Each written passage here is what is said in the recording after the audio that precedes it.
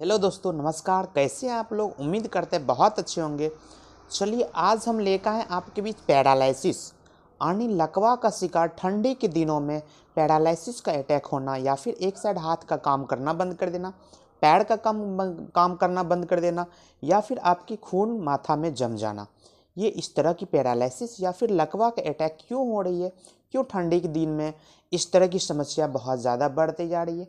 और ये किसी भी मेल या फीमेल दोनों में हो सकती है, लेकिन ज़्यादातर एज फैक्टर है 40 से एवं वाले आदमी को इस तरह की लकवा की शिकार ज़्यादा देखने को मिलती है। तो हम जानेंगे आखिर क्या इसके पीछे वजह रहती है जो कि आपको पैरालिसिस ज़्यादातर बढ़ते जा रही है। तो पहले हम जानेंगे ठंडी के दिनों में लकवा होने का वजह है हाइपरटेंशन। यदि आप बीपी का शिकार है, मतलब बीपी आपकी बढ़ी रहती है, उस वजह से ये दिक्कतें देखने को मिलती है। अचानक आप सुबह में जगते हैं, उस वजह से आपकी जो शरीर का संतुलन होती है बिगड़ जाती है। गर्मी से अचानक ठंडी में आते हैं तो आपका जो ब्लड वेसल्स होती है वो कॉन्ट्रैक्ट कर जाती है, जिस वजह से बीपी बढ़ने की वजह से आपको स्ट्रोक होती है या फिर लकवा का शिकार हो जाते हैं। अचानक बोलती हैं सुबह सो के जगह टॉयलेट करने, चक्कर खा के गिर गए, लकवा का शिकार हो गए हैं। या फिर दूसरा कंडीशन होती है ज़्यादा एज बढ़ने के बाद आपको अधिक ज़्यादा स्पाइसी ऑयली मसाले वाली चीज़ खा रहे आने आपके आर्टेरियोस्क्लेरोसिस, अंदर के जो वॉल होती है वो ठीक हो जाती है, जिस वजह से ब्लड वेसल्स जहाँ है उसमें बहाव जो होती है खून की वो ज़्यादा मात्रा में प्रेशर के साथ बहती है। उस वजह से आपको ये दिक्कतें देखने को मिलती है। एक कंडीशन होती है जब आप ज़्यादा टेंसलाइज रहते हैं, आप यदि ज़्यादा टेंशन में रहते हैं, कोई तरह प्रेशर होती है, फ्रस्ट्रेशन रहती है, उस वजह से देखने को मिलती है। एक कंडीशन आती है जो लोग ओबेसिटी, जिनकी मोटापा ज़्यादा बढ़ गई है, उनमें इस तरह की समस्या बीपी राइज होने का या फिर लकवा होने का संभावना ज़्यादा देखने को मिलती है।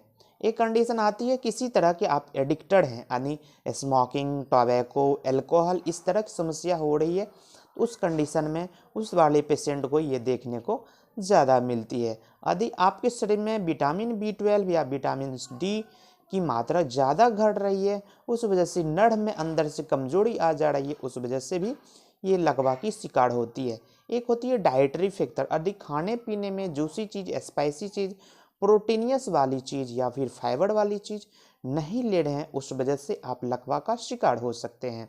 लकवा एक बहुत ही गंभीर बीमारी है। इसको यदि आप शुरू में नहीं अच्छे से इलाज करवाएंगे तो हो सकता है कभी एक साइड या फिर धीरे धीरे किसी किसी का पूरे शरीर काम करना बंद कर देता है, शिथिल हो जाती है, शून्यपन उसमें होती है, झिनझिनाहट रहती है, किसी किसी का वर्क ही नहीं काम करता है, किसी में क्रैम्पिंग लगती है, किसी का एक साइड का नर्व मुड़ जाती है, स्टिफनेस उसमें आ जाती है, वो ऑर्गन कोई काम का नहीं रहता है। ये सारी समस्या देखने को मिलती है जब आप लकवा का शिकार हो जाती है। तो लकवा की दो तीन तरह का होती है। एक होता है हेमीप्लेजिया जो कि शरीर के आधे अंग में होता है।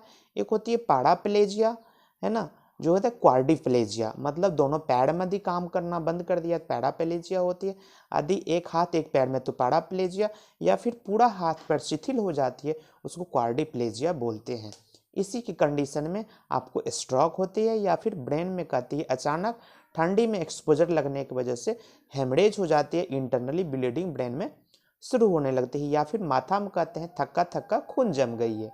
ये सारी समस्या ठंडी में देखने को मिलती है। अब हम बात करेंगे जब इस तरह की समस्या आए या फिर हाइपरटेंशन का, या फिर ठंडी के दिन में बहुत ज़्यादा बीपी बढ़ रही है, बीपी बढ़ने की वजह से आपको लकवा का शिकार हो रहे हैं, उस चीज़ से बचने के लिए क्या इसके लिए बेस्ट दवा दें। तो चलिए, इसी तरह का नए वीडियो देखने के लिए मेरे चैनल पर नए हैं तो मेरे चैनल को लाइक, शेयर और सब्सक्राइब जरूर कर लें। बगल में दिए गए बेल आइकन को जरूर प्रेस कर लें ताकि इसी तरह का नए नए जानकारी लेकर आते हैं, हर तरह की जानकारी आपको मिल सके।